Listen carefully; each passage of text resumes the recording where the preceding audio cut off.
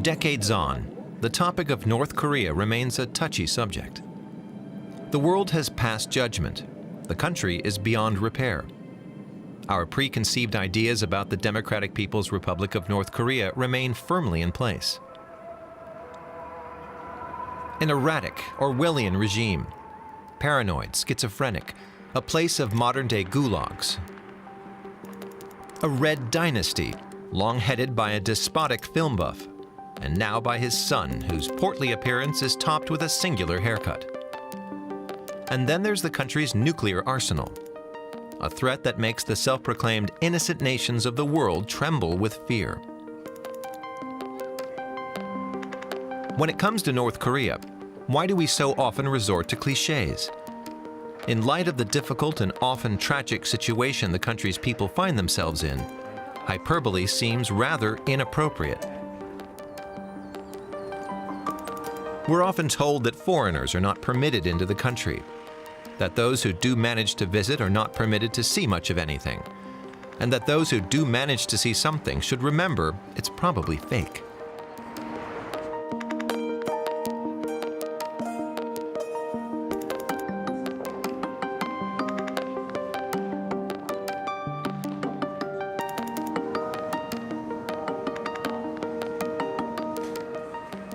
Someone once insisted to us that there were no high-rises in Pyongyang. A disorienting claim, given that one of us was living on the 24th floor of a building on Kwangbok Street at the time.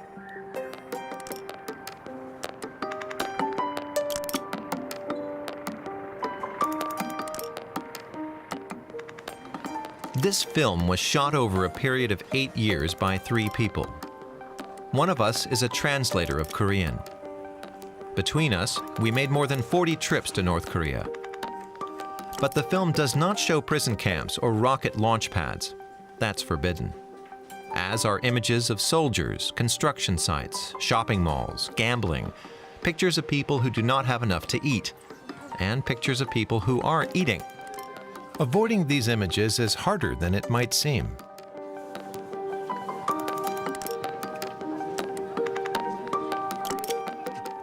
Entering North Korea is still complicated, but foreigners are permitted to travel and explore the country, although they always have a local minder. Visitors are not required to proclaim their loyalty to the state, nor do they only see what the state permits them to see.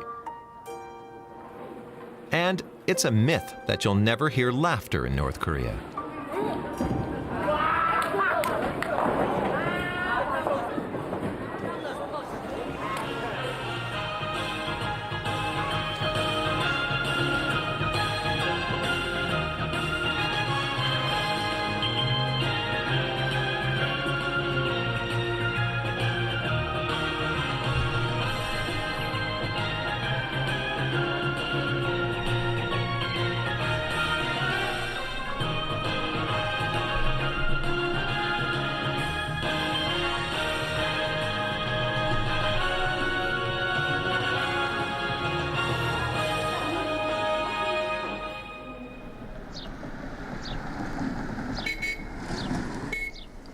As soon as we leave the city, the roads are riddled with cracks and potholes.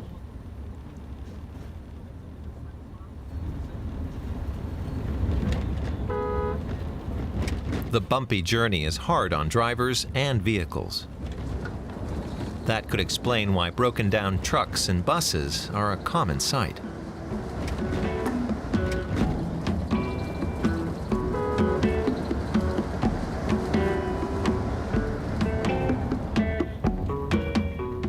Depending on the season, the workers in the fields might be harvesting wheat, rice, or potatoes.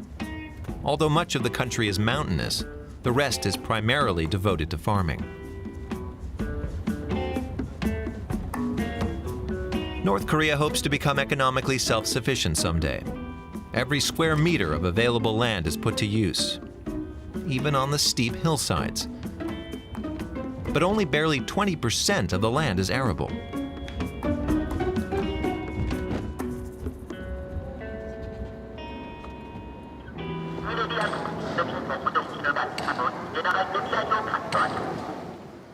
This factory was not filmed in 1920, but in 2016 using a small camera while exploring the city of Hamhung. As so often in North Korea, appearances are deceiving. This is the country's largest fertilizer factory, which Kim Il-sung honored with more than 30 visits.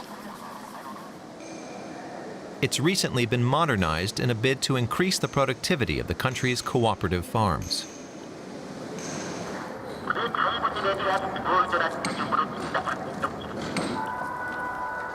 Cooperative farms like this one, with its familiar ox carts, geese and ducks, and the omnipresent red flags. Another visit to a collective farm a year later. It's raining and everyone has gone to seek shelter. The productivity chart proudly displays the farm's yields. We take shelter in the living room of one of the farm workers. She tells us about the bitter cold winters, hot summers, and the back-breaking work in the rice fields. Her son is 14. Small for his age, she admits, but the family has been through hard times. Her son was born just as the Great Famine was ending. Behind her, one of the country's ubiquitous historical melodramas is playing on TV. Then she launches into a vivid description of her visits to Pyongyang. In addition to the mausoleum of the great leaders, I visited the Museum of the Revolution, the amusement park near the leader's birthplace, the Revolutionary Martyrs Cemetery, the Science and Technology Museum, and the Grand People's Study House. I went everywhere.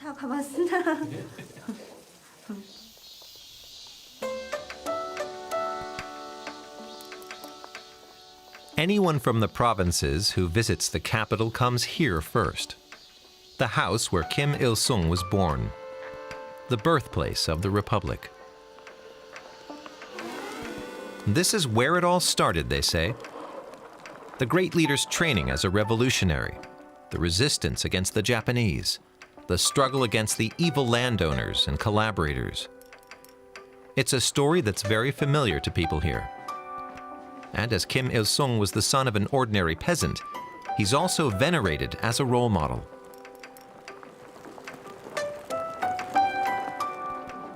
This is a place of pilgrimage year-round. In the winter, the buildings and grounds are decked in sober white. During our visit in 2011, we first saw local visitors wearing brightly colored winter coats, imported from China. By 2015, the classes of school children are wearing brand-name sweatpants, even though their sneakers don't quite yet make the grade.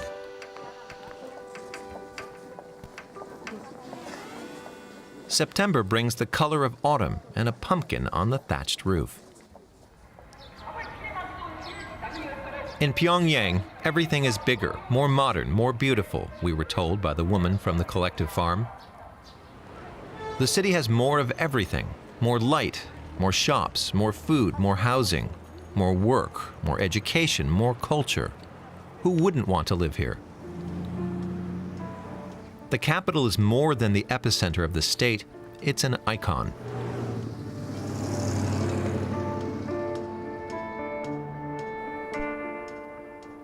Our farmer would probably have been told that these exemplary buildings are home to exemplary citizens, scientists, soldiers, civil servants. Some of the most eminent live on the Glacinu Mure, or Future Scientists Street. For a farmer from a village without so much as a paved road, this would be an impressive sight.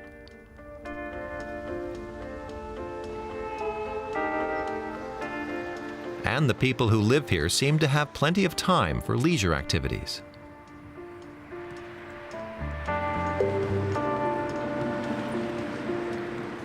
Our visitor from the collective farm couldn't help but be dazzled by these high-rises, the most famous of which looks like an atom when viewed from above. And by the new districts springing up around the city, built with the labor of the country's soldiers and workers.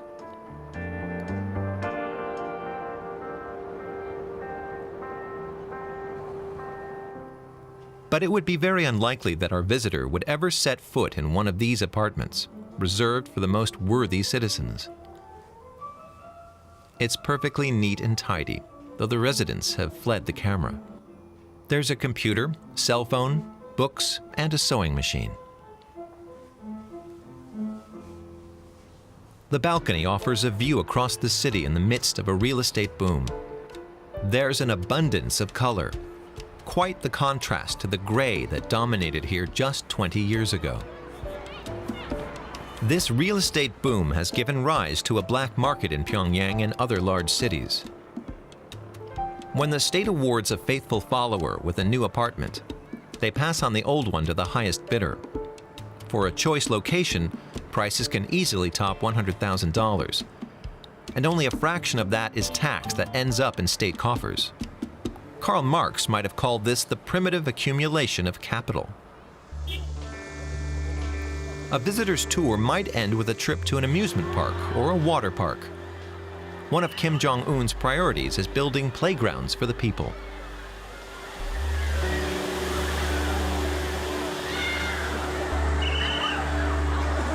The entrance fee, equivalent of €2, isn't cheap by local standards, but everyone mingles and enjoys themselves.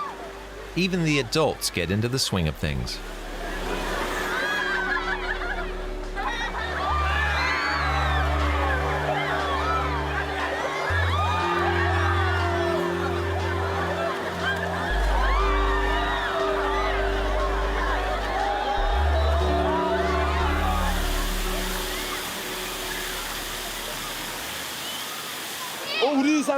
I came with my group, but I don't know where my coworkers are. Now I'm looking for them. I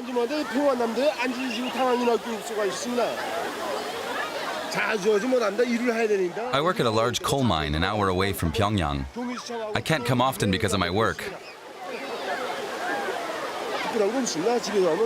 Today we visited the Great Leader's Mausoleum, so I stopped by here. I like to come to Pyongyang to relax. After having fun like this, work comes more easily. What are you looking at? Go play! We've never been abroad, but now we have lots of water parks, even at home in our province north of Pyongyang.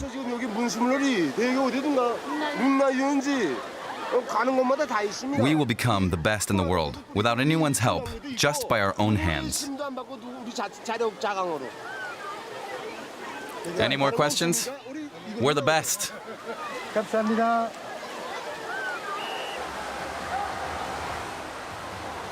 Some of the rural visitors seem a bit lost in the crowd. But since many people don't know how to swim, no one really notices. But on state television nowadays, people can even tune in to swimming lessons.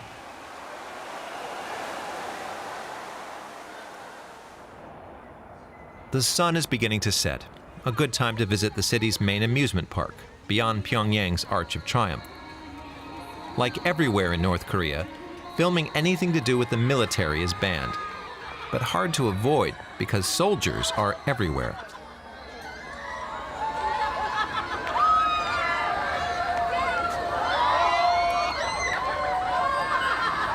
Some might call this nothing but bread and circuses, but it's far more than that. There's hardly a North Korean who doesn't dream of living in Pyongyang. And every resident of Pyongyang is terrified of being expelled from the city for some foolish mistake, forcing them and their family to live in exile for a few years or for the rest of their lives, in a place where they'll have less of everything.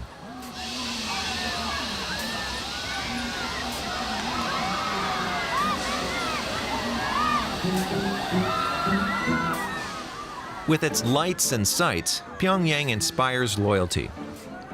People flock to the parks and swimming pools to enjoy what is the most attractive city in the country. And even the world, for the people who live here at least, since their world ends at the North Korean border.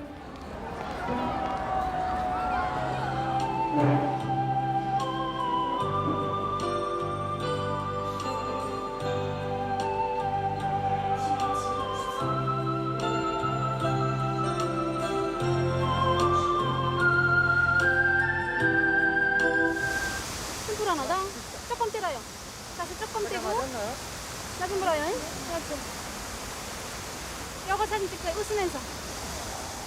We've never witnessed a birth in North Korea, but we've seen plenty of weddings, or wedding preparations to be more precise, like this professional photo shoot where the happy couple is posing in front of Pyongyang's most iconic locations. It's monsoon season, which means 38 degrees Celsius and very humid. The bride and groom first went to the statues of the great leaders. Then we came to the flower park you see here, near the water fountains. Soldiers usually like to pose in front of military monuments, like the monument to the victorious Fatherland Liberation War. What the wedding video doesn't show are the many people who helped make this happy event possible.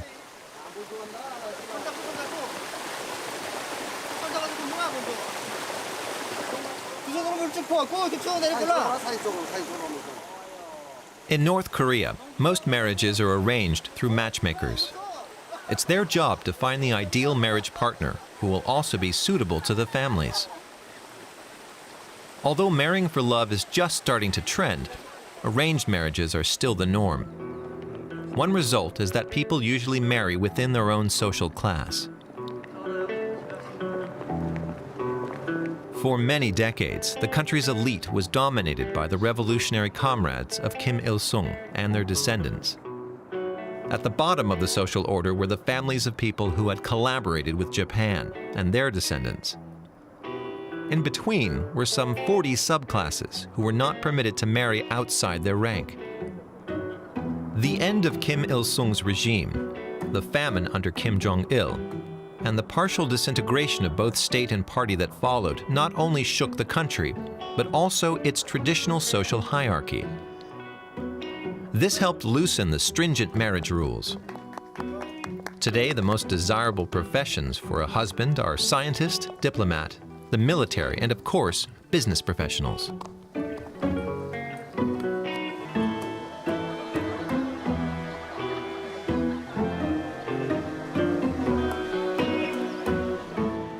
For years, women traffic police were highly sought after on the marriage market.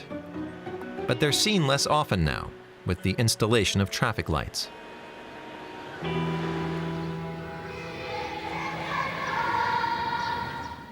Young couples are expected to have children, and their education will be put in the hands of the state at an early age. The country boasts a reported literacy rate of 100%, a success that is attributed to the revolution. The most important school subjects are math, physics, music, and singing, Korean, and the lives of the great leaders. From kindergarten on, children are subjected to a rigorous selection process. The best students spend their holidays taking part in sports at the young pioneer camps.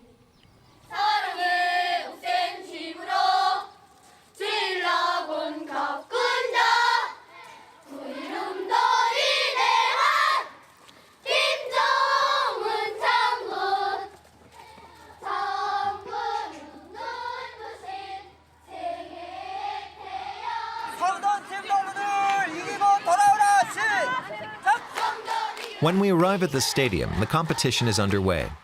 Each side is cheering on its team. The young charges aren't wearing the standard lapel pins bearing the images of the great leaders. They're on holiday, and children under 16 aren't obliged to wear them.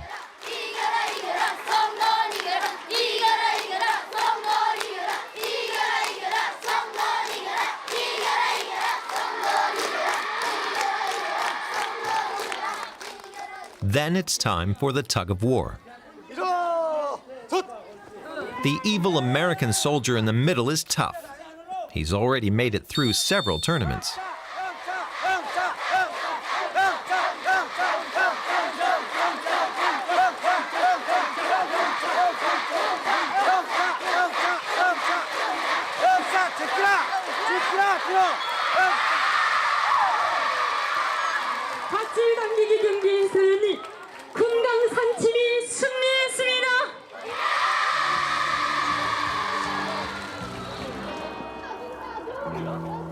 Finding a good husband, having a successful career, these topics are far more interesting to most North Koreans than the endless propaganda they're exposed to. Getting married is important, and it's also the focus of the sitcoms that are broadcast on a giant screen near the Central Railway Station. Locals stand here to watch them in the middle of December, even in a chilly minus 15 degrees Celsius.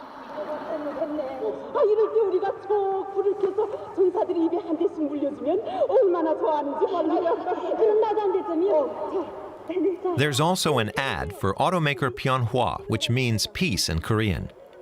The company was founded by Sun Myung Moon's Unification Church, but has been fully owned by the state since 2013.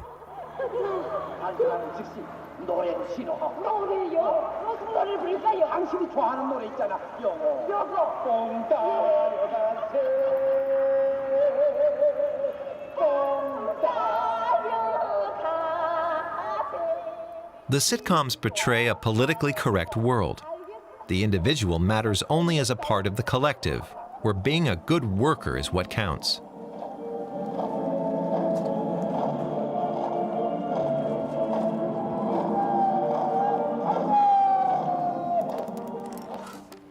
In the winter, everyone is responsible for a stretch of road.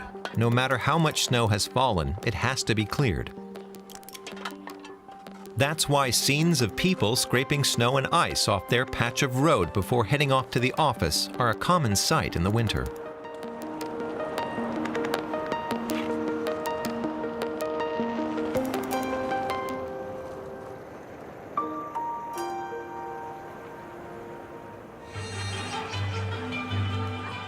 For some unknown reason, we had to wait for years before our guides allowed us to film in parks.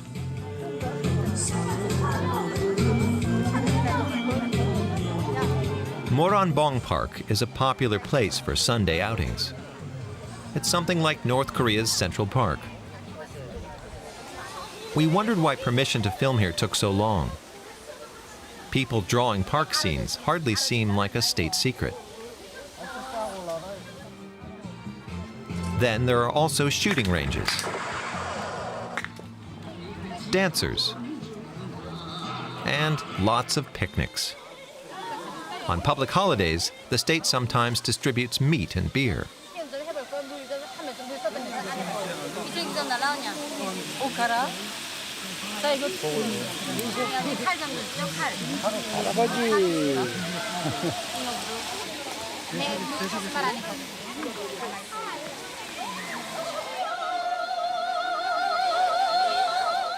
These pensioners, free of family and professional obligations, are enjoying a day out.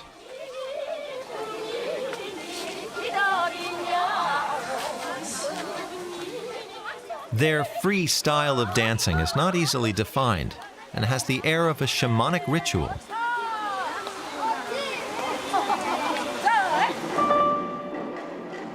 In 1956, filmmaker Chris Marker, who was part of the first French delegation to visit the North after the Korean War, recorded almost identical scenes of workers dancing by a train factory.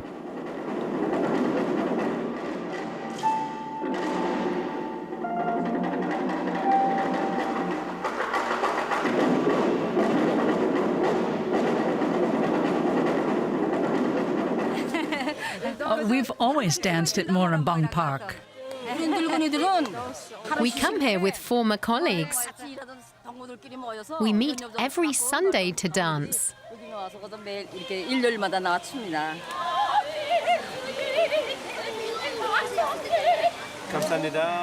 Thank you. Why don't you stay and dance with us?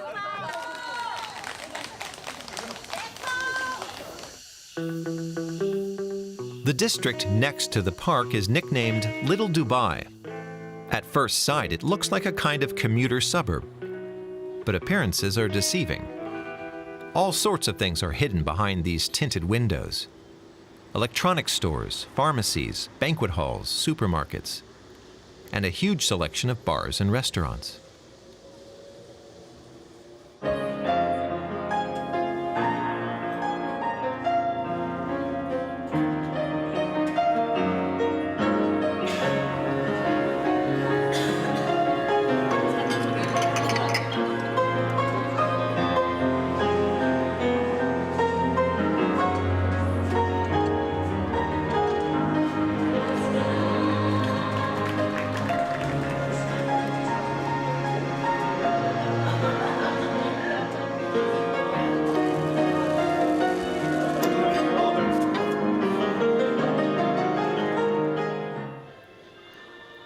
This television ad sings the praises of a luxury supermarket.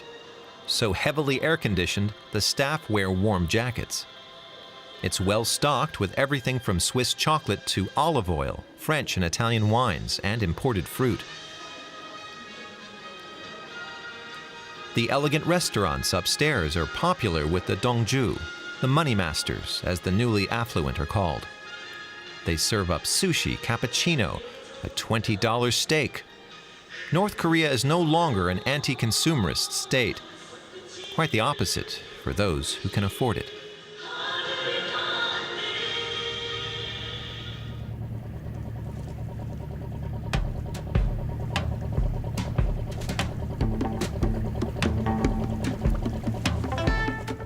North Korea's party newspapers don't publish restaurant reviews yet, but given the number of restaurants, barbecue joints, and snack bars cropping up everywhere around the country, that's probably not too far off. Is the North Korean obsession with food a remnant of the arduous march, the famine that ravaged the country between 1994 to 2000, causing somewhere between 500,000 and 1 million deaths? Back then, even the word restaurant was considered taboo. When Kim Jong-un came into power, he promised the North Koreans they would never face such deprivation again. Now food has become a sign of success, an important part of the culture, almost as much as in South Korea.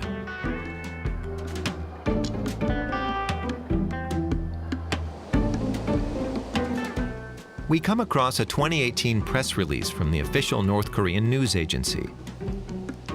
It reads, from the 2nd to the 4th of April, the 23rd Cooking Festival took place at the Pyongyang Noodle House, marking the Day of the Sun, the birthday of President Kim Il-sung.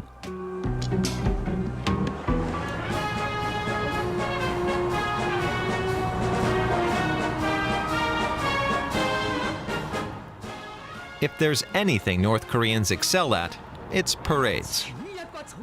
Each time, military experts around the world scrutinize the missiles mounted on the vehicles, imported in violation of UN sanctions. Others analyze the slogans or ponder the differences between parades over 3 generations of rulers, Kim Il-sung, his son, and his grandson. But there's one constant over the years: the images of North Koreans cheering on their leaders.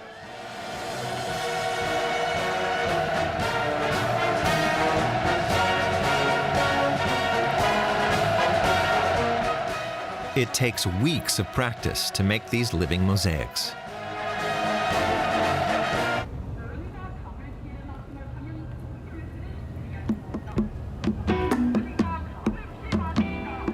Normally, filming rehearsals is forbidden. North Korea only likes to display finished products, be it a choir, a painting, a missile, or a reform. But it's a tempting scene. Since 5:30 in the morning, students have been out on every square in the city practicing for the upcoming parade. All of Pyongyang's main roads pass through Kim Il-sung Square. It's obligatory to slow down when passing in front of the portraits of the great leaders, so the temptation to reach for our cell phones and cameras is high.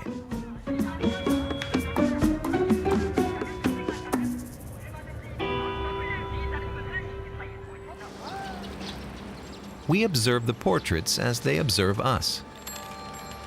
During our first visits here, we were like many foreigners, intrigued by their omnipresence.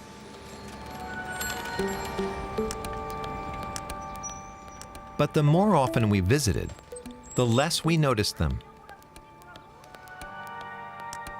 The same does not apply to North Koreans. Cyclists are required to dismount from their bikes and look upon the statues of their leaders. Cars must slow down. Passers-by turn to gaze at the images.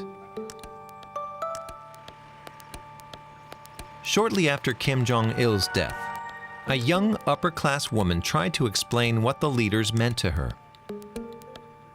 "It's a bit like you with your Jesus," she said. "Except for us, Jesus would also be a member of the family."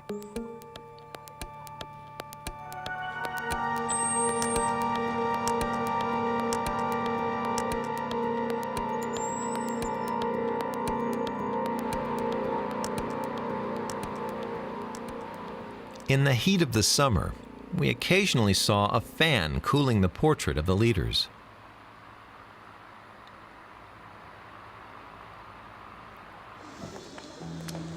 North Korean art, like this fresco near the entrance to a sports shoe factory, is designed to portray the country as the party would like to see it.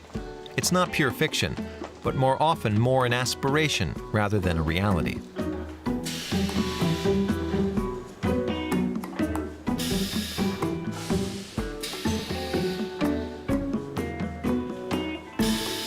The Ryuwon factory, or Weeping Willow Paradise, has 700 workers. 70% are women. They produce 1.5 million sports shoes a year. It's assembly line work.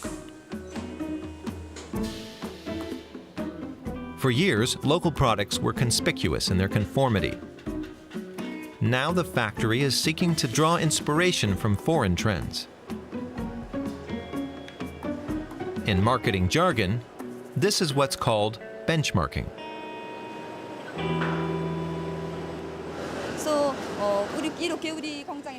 After he visited our factory, our respected marshal sent us 142 pairs of foreign shoe models.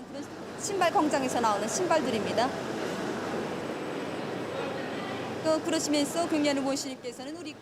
He told us to display them at the workplace, next to the ones which had been done incorrectly.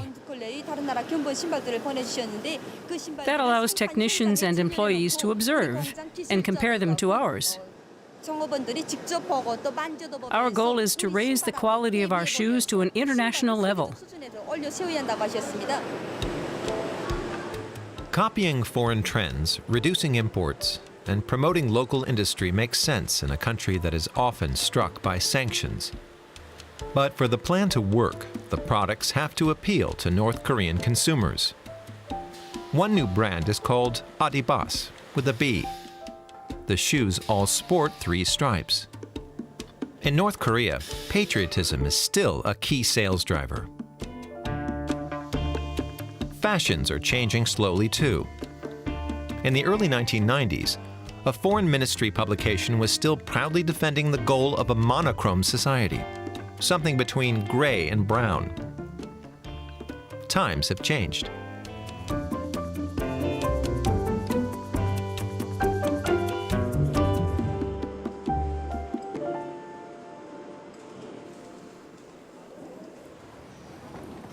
We pay a visit to a bowling alley. Bowling, popular in the 1980s, has become trendy again.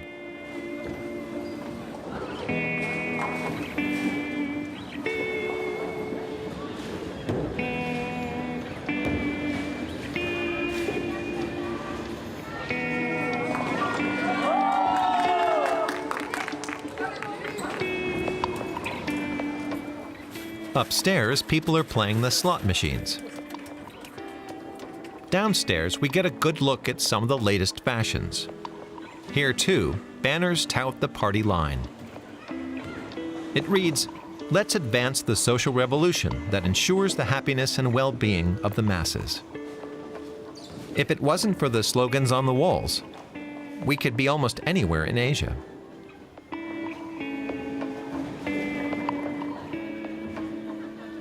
This young woman is an office worker.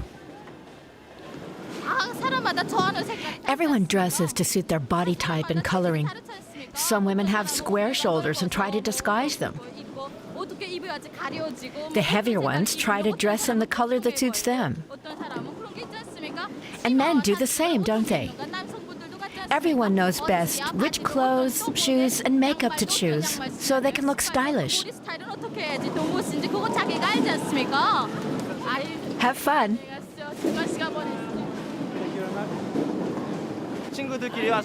We come here with friends and colleagues to get some exercise and relax. Bowling alone is no fun. It's the atmosphere and good mood that counts. 분위기, 기분 아닙니까, 기분?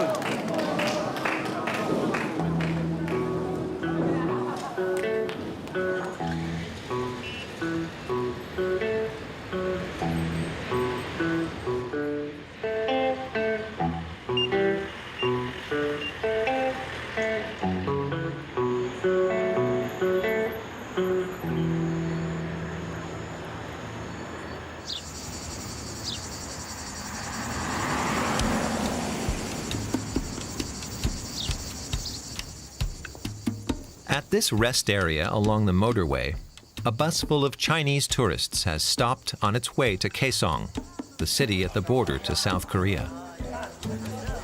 In 2017, these visitors had all but disappeared due to sanctions. In 2018, they returned. Nearly 1,000 Chinese tourists come each day, drawn by the peace and quiet, the unspoiled nature, and perhaps a touch of nostalgia for a country that reminds them of China 40 years ago. Though it might come as a surprise, training for jobs in the tourism industry is very popular in North Korea nowadays. Over the long term, the country is hoping to increase the number of visitors by 30% each year.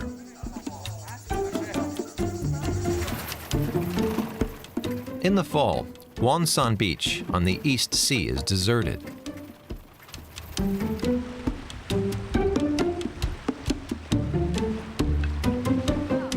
It's the off-season here. 2 soldiers have the beach to themselves. This time we're allowed to film them, since they're not in uniform.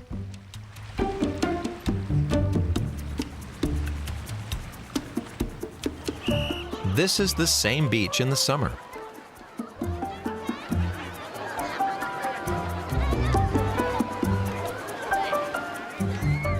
On the right, the premium beach for affluent visitors. On the left, the public area, where admission costs just a few cents.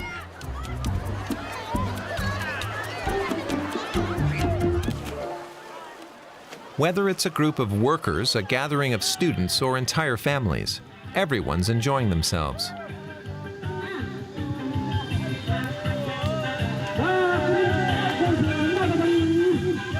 People arrive by truck or on bicycles. Some come for the day, others for a week. Many come from rural regions.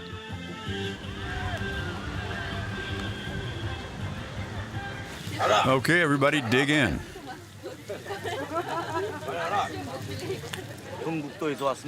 We come from the countryside north of Pyongyang.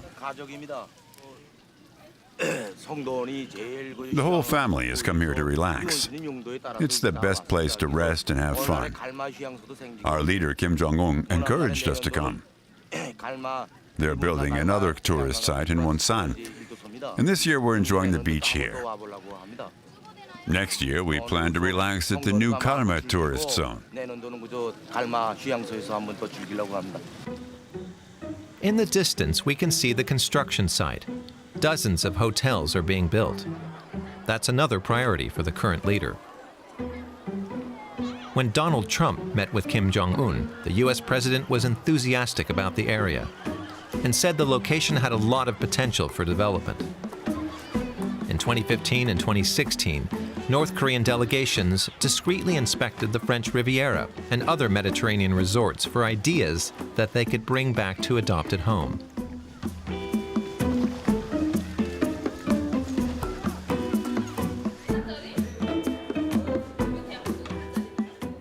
The manager of a famous local fish restaurant is pleased with what's happening.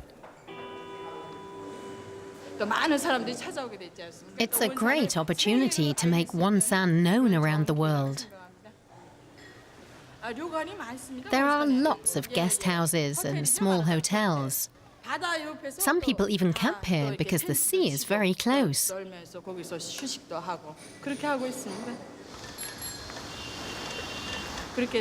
I hope many French people will come here to swim and try our famous soup, of course.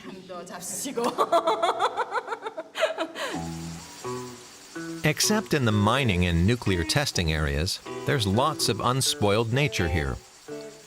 Due to embargoes, farming uses very little artificial fertilizer. There's little light pollution due to frequent electricity shortages.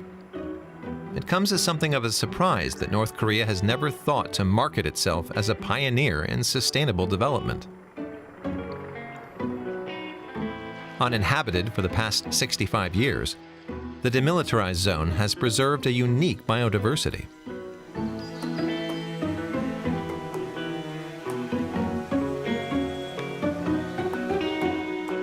So far, Pyongyang doesn't seem inclined to take advantage of these natural assets.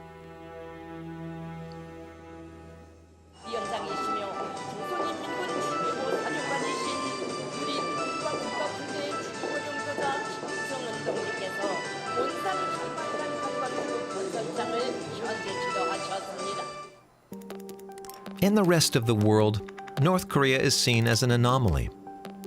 North Korea also sees itself as unique, which it certainly is. As frequent visitors, we are struck by the endless repetition of the same songs sung everywhere, at schools and on public transportation. The same slogans decorate the streets. The same films are constantly broadcast on TV.